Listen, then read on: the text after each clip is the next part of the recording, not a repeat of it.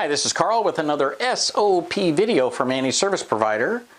So today, this is part 2 of 2 videos on managing vendors and in particular getting tech support through effectively to vendors.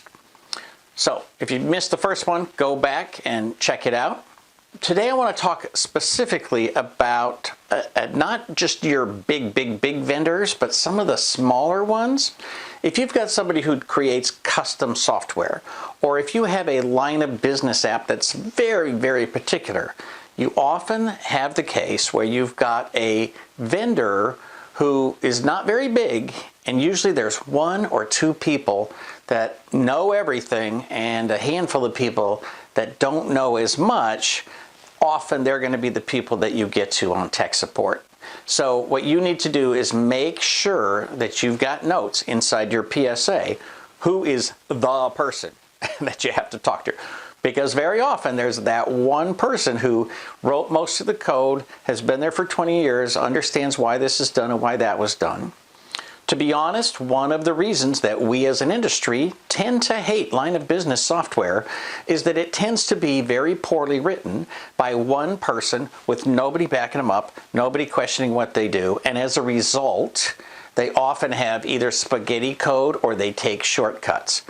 You know, probably the worst offense, and we see it all the time, even in the 21st century, is people who can't figure something out, don't want to get the education, don't want to hire somebody to do it right, and so they just run as the administrator, and there's nothing else you can do about that.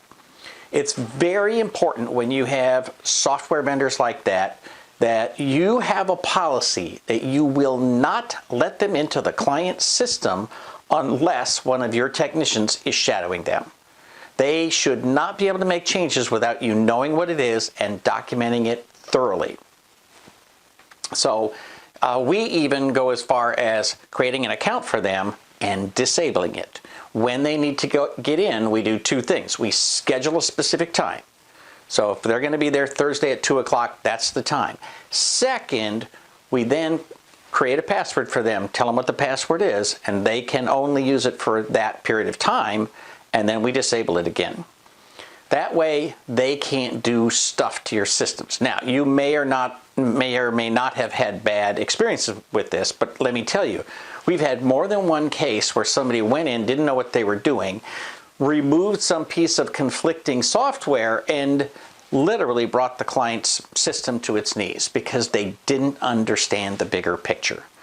So make sure that you manage that very carefully. Last time I mentioned getting escalated without yelling and screaming, and there's an easy way to do that. Documentation, right? Here's the deal.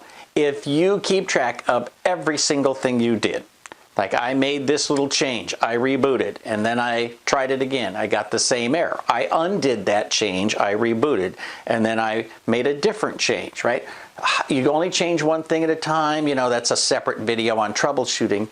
But the point is, if you have accurate, precise notes of exactly what was done and the order in which it was done, it makes it much easier for you to get escalated. Here's the deal with any tech support of any kind, big company or small. If you're talking to somebody who knows more than you do, you need to be in a learning mode and you need to follow their guidance. But when it becomes clear that they're either going in circles or they know more than you do, then you need to say, look, we need to move this to the next level. We're going in circles. I've got this documentation. I can send it to you, but I can't talk to you anymore. I need to talk to somebody who knows more than you, who is closer to this or whatever. It doesn't matter. And so it becomes easier and easier to get elevated once it's clear that you actually know what you're talking about. The really good news is that with very few exceptions, over literally 30 years in this business, I have almost never talked to somebody at tech support that was incompetent. It has happened literally 5 times. It's much more common that I have somebody who is very competent to a point. But once I recognize that I actually know more than them about a specific hardware or software, then I want to move up to the next level. And if you've documented your stuff they're going to be very honest with you, and they're going to say, okay, so we're doing this, this, and this, and you clearly need somebody who knows more than I do about that. So document that. And then, here's a twist, when you're done with any support call, I don't care who it is or how successful it was, ask them to send you their notes. What you're going to discover is, A, if they're really good, you're going to discover how to make notes. But chances are very good. And again, their tech support might be excellent, but their notes are going to suck. It's very common for them to have really poor notes. And so you need to download their notes and compare them and make sure you have a good picture of exactly what happened.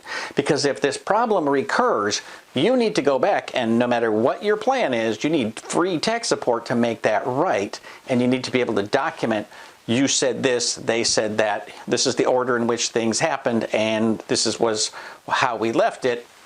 So it's either a continuation of the case or it's a new case that shouldn't be charged.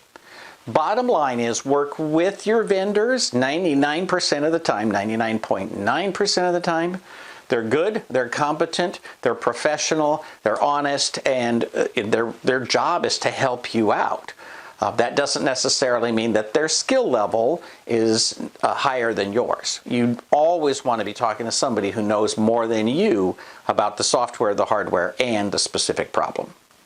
For Small Biz Thoughts, this is Carl Palachuk wishing you the best of luck in your managed service business. Please like, share, subscribe, and don't forget to ring that bell so you can be notified when we post a new video.